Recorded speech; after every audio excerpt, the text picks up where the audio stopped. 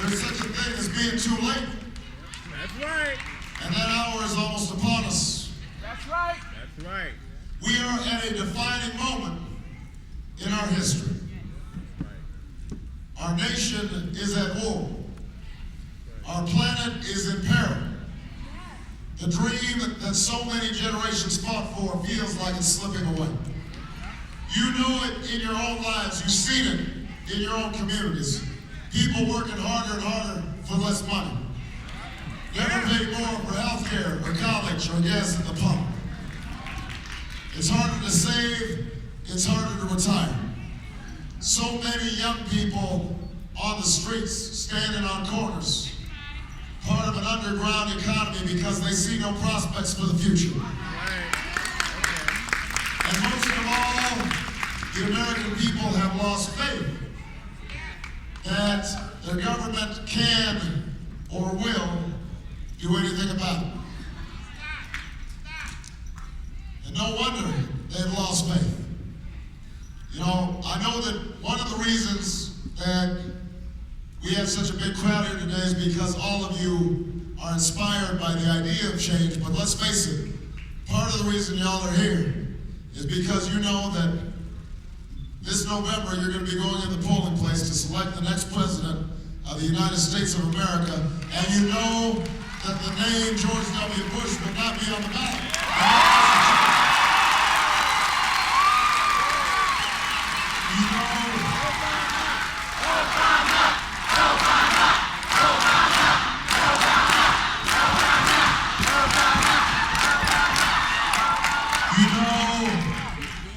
You know that the name of my cousin, Dick Cheney, his name won't be on the ballot.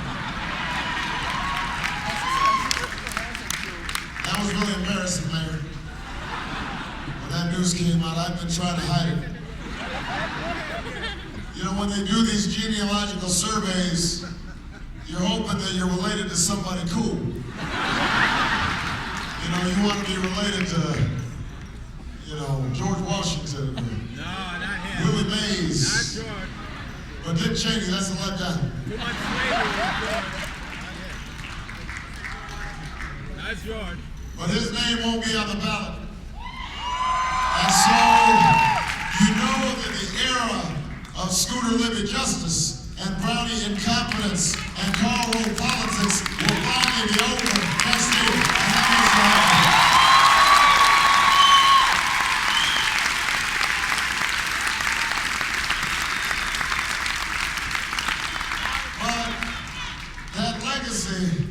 That legacy of this administration has left a lot of cynicism in the country. Yes, it has. A lot of dashed hopes. You know, people were promised compassionate conservatism, and they got Katrina and wiretaps instead. They were promised a uniter, and instead got a president who couldn't even lead the half of the country that voted for him. They were promised a more ethical and more efficient government, and instead we've got a town called Washington that's more corrupt and more wasteful than it was before. And the only mission that was ever accomplished was to take fear and falsehoods and use that to lead this country into a war that should have never been authorized and should have never been authorized.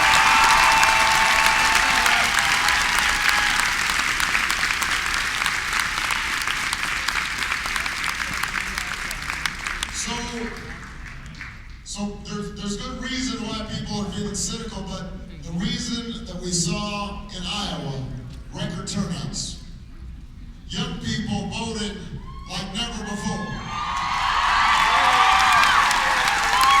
Independents voted in a Democratic caucus. Even some Republicans, I know there's some Republicans here because when I shake hands afterwards, usually some of them come up and whisper to me and they say, Barak, I'm a Republican, but I support you. I'm one. And I had to tell them. There's one right here. I support you.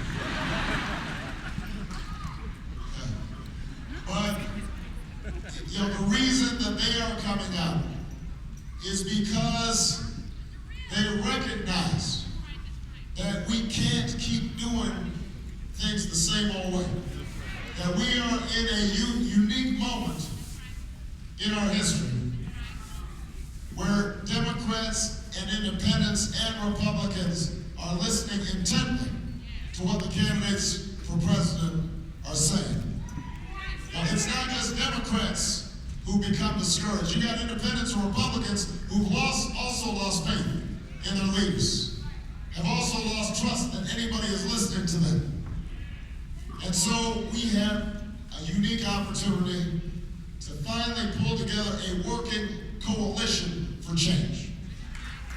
We have a chance to finally start tackling some of those problems that George Bush may have made far worse, but that had been festering long before George Bush ever took office. That's right.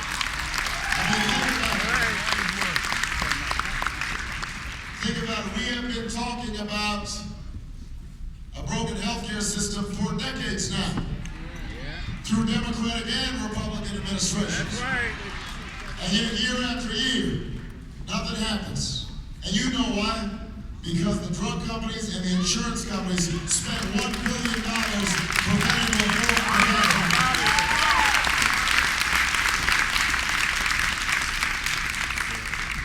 We've been talking about our energy crisis for decades now, since Jimmy Carter, since some of you all were born.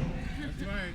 And yet, year after year, nothing ever happens except you got gas prices going up and ExxonMobil's profits going up. Why is that? Well, because the oil companies and the gas companies, they are writing the energy bills instead of the members of Congress representing you. It is not surprising that you will be left out of every single major decision that is made in Washington right now. They are not paying attention to you. And that's why people are standing up and saying it is time for us to bring about change in America.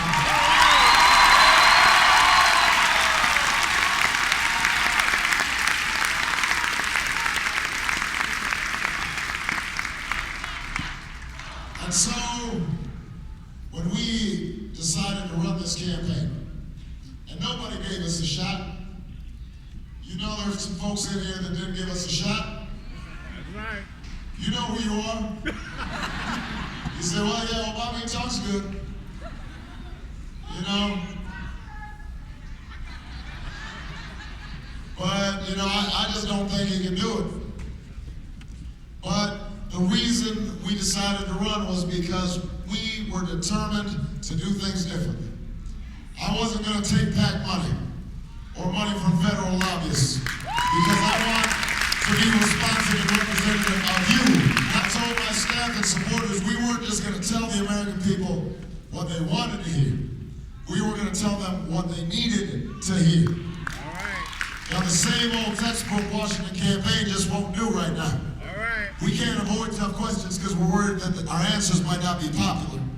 We can't poll test every position because we're worried about what Mitt or Rudy or one of the Republican opponents might say about us.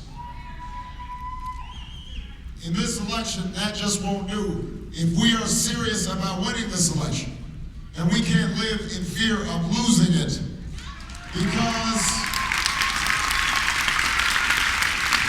you know,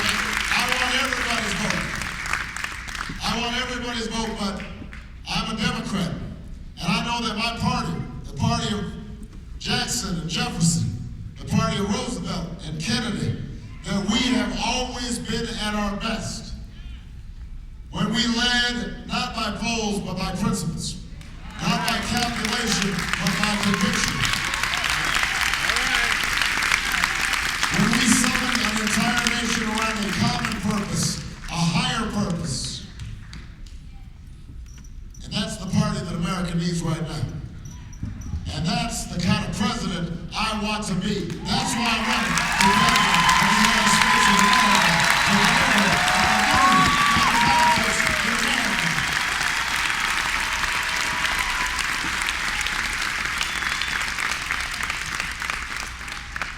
A politics that's not about slogans, but it's about substance. A politics politics that's not about tearing your opponents down, but lifting the country up. A politics that isn't just focused on how to win an election, but why we should win an election, why we are going to deliver